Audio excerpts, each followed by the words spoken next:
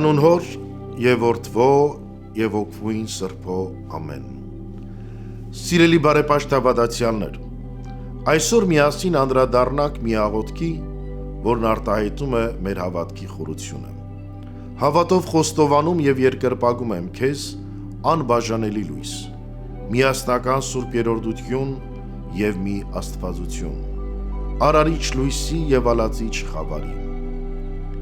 Այս խոսքերը հիշեցնում են մեզ, որ Աստված լույսի աղբյուրն է, որ նա է, ով ստեղծեց լույսը ասելով, թող լինի լույս,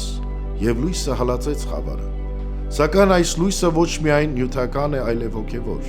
Մեր Տերը ասում է. ես եմ աշխարհի լույսը, ով իմ հետևից գա, խավարի մեջ չի ընթանա, այլ կյանքի լույսը կունենա։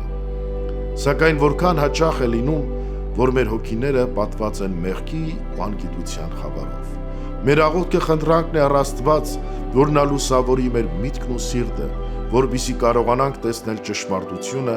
եւ ընթանալ նրա ճանապարհով։ Պողոս առաքյալը ասում է.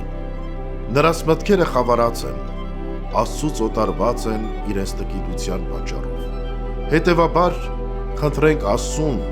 որ խավարի տեղ լույս տա մեր հոգիներին։ Երբ աղոթում ենք,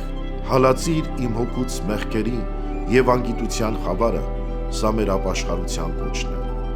Սուրբ գրքում բազմիցս ենք տեսնում, թե ինչպես մեղքի խավարը կուրացնում է մարդկանց, ինչպես Ադամն ու Եվան կորցրեցին իրենց անմեղությունը,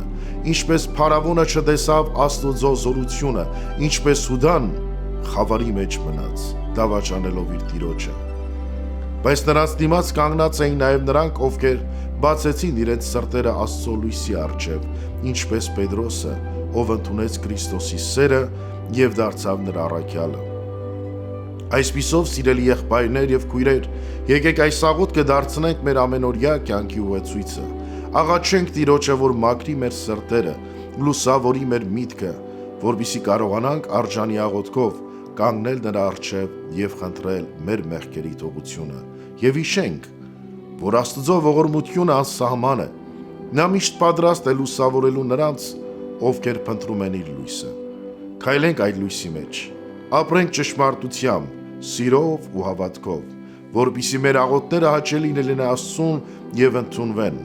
Թող Սուրբ Երորդությունը մեզ առաջնորդի, որպեսզի մենք կարողանանք արժանավայել կերպով երկրպագել նրան ու ապրել նրա լույսի մեջ։ Ամեն։